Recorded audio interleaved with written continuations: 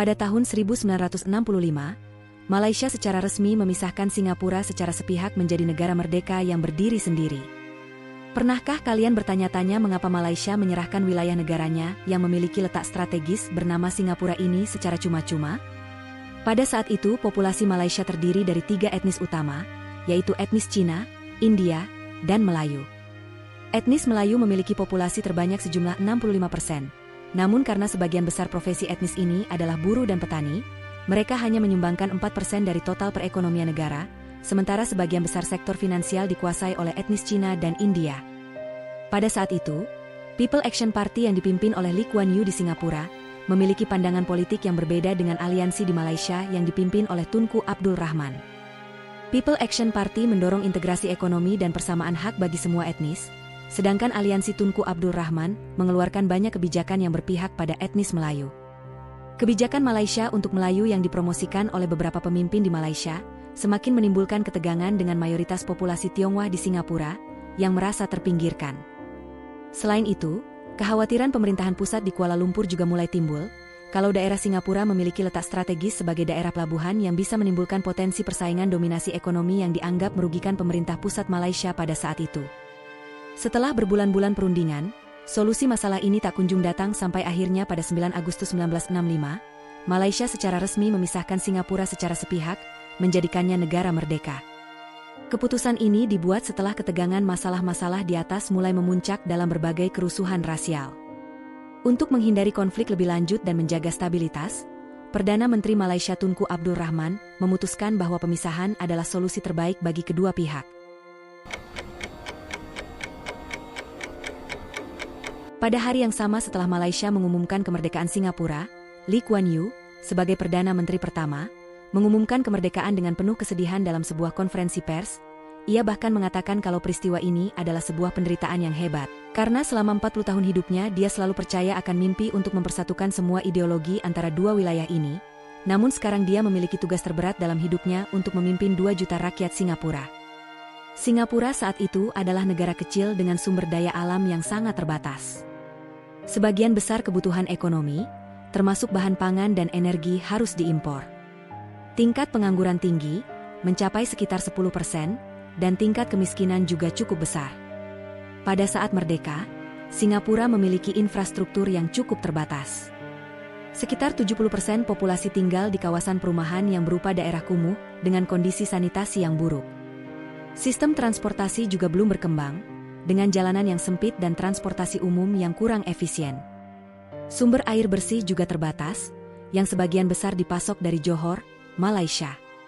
Singapura memiliki populasi yang beragam, terdiri dari etnis Cina, Melayu, India, dan lainnya. Ketegangan etnis merupakan isu penting, terutama setelah terjadi kerusuhan rasial pada awal 1960. Pemerintah baru di bawah Lee Kuan Yew harus berusaha keras untuk menjaga kerukunan dan stabilitas sosial di tengah perbedaan budaya dan agama yang ada. Setelah merdeka, Singapura juga menghadapi tantangan dalam membangun identitas nasional yang kuat. Ini termasuk mempromosikan bahasa Melayu sebagai bahasa nasional, sementara bahasa Inggris, Mandarin, dan Tamil juga digunakan sebagai bahasa resmi. Singapura juga harus segera membangun hubungan diplomatik dengan negara-negara lain, termasuk tetangganya, Malaysia dan Indonesia.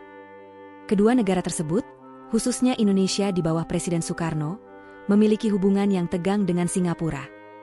Ada juga kekhawatiran tentang potensi ancaman dari luar, mengingat Singapura belum memiliki angkatan bersenjata yang kuat. Untuk mengatasi masalah militer di atas, Singapura mendirikan angkatan bersenjata sendiri dengan cara memperkenalkan wajib militer untuk laki-laki muda, sebagai langkah untuk memastikan kemandirian dalam pertahanan negara.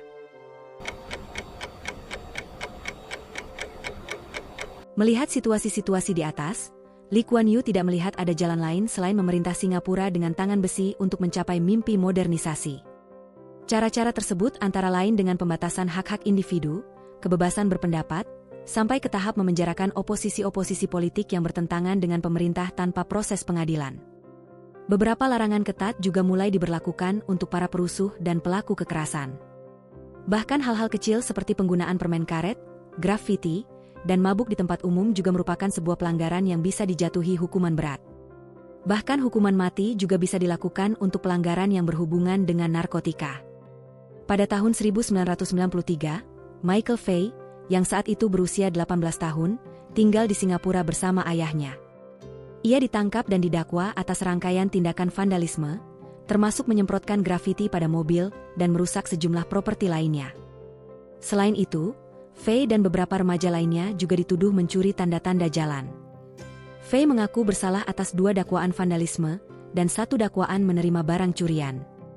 Hukuman yang dijatuhkan kepadanya termasuk denda sebesar $3.500 Singapura, 4 bulan penjara, dan 6 kali hukuman cambuk. Hukuman cambuk ini adalah bagian dari sistem hukum Singapura untuk pelanggaran tertentu, termasuk vandalisme. Kasus Michael Fay menjadi berita utama internasional, terutama karena hukuman cambuknya. Bill Clinton, yang menjadi Presiden Amerika Serikat pada saat itu, memprotes hukuman tersebut, menyatakan bahwa itu adalah hukuman yang kejam dan tidak biasa. Upaya diplomatik dilakukan untuk meminta pengampunan atau pengurangan hukuman. Setelah pertimbangan lebih lanjut dan tekanan dari Amerika Serikat, pemerintah Singapura mengurangi hukuman cambuk dari 6 menjadi 4 pukulan, tetapi tetap menjalankannya di penjara Changi. Walau mendapat banyak protes dari dunia barat, namun nyatanya tindakan-tindakan keras ini mulai menstabilkan negara dan menciptakan apa yang sekarang dunia kenal dengan keajaiban Singapura. Lee Kuan Yew berpendapat, kalau masyarakat tidak akan peduli akan pengurangan kebebasan mereka, selama pemerintah bisa memberikan mereka kesejahteraan ekonomi dan keamanan sosial. Salah satu masalah utama Singapura adalah perumahan, dengan 70% pemukiman kumuh yang ada tidak memiliki akses sanitasi.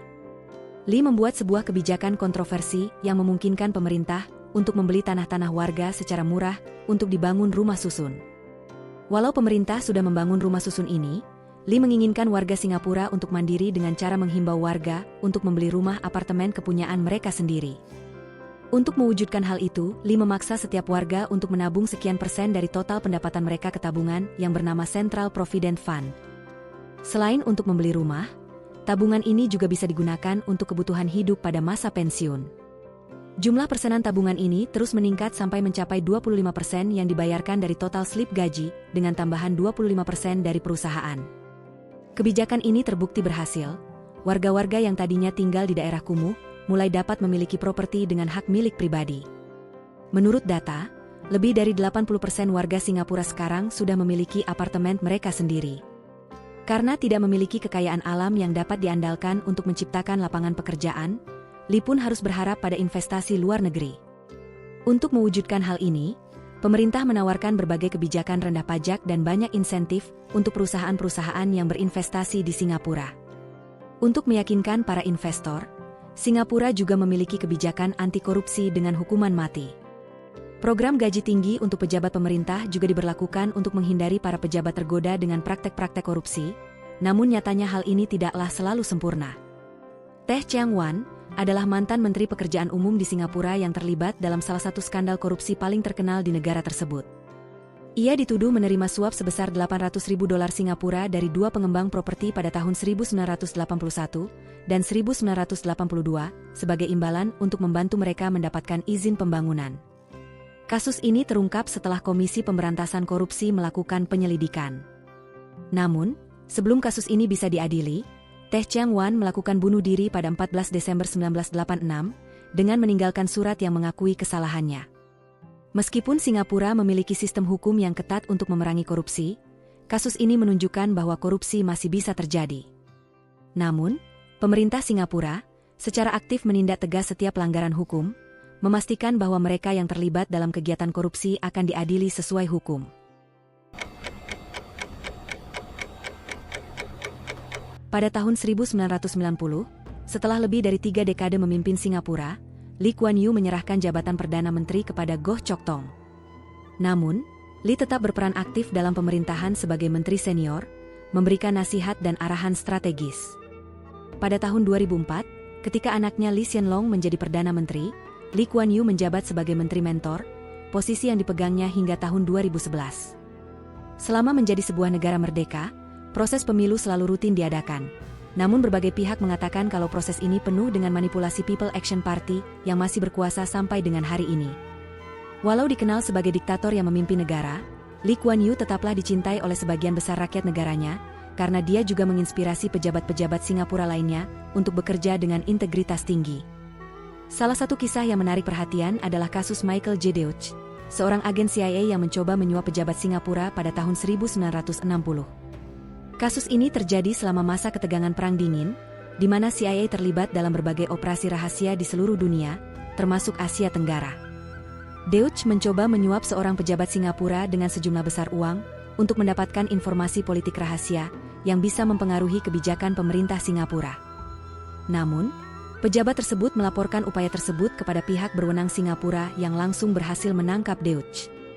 Kasus ini menjadi publik ketika Lee mengungkapkannya dalam sebuah konferensi pers. Dia menekankan bahwa Singapura tidak akan mentolerir intervensi asing atau upaya korupsi oleh agen dari negara manapun. Pengungkapan ini menunjukkan komitmen orang-orang di dalam pemerintah Singapura untuk menjaga kedaulatan dan integritas negaranya.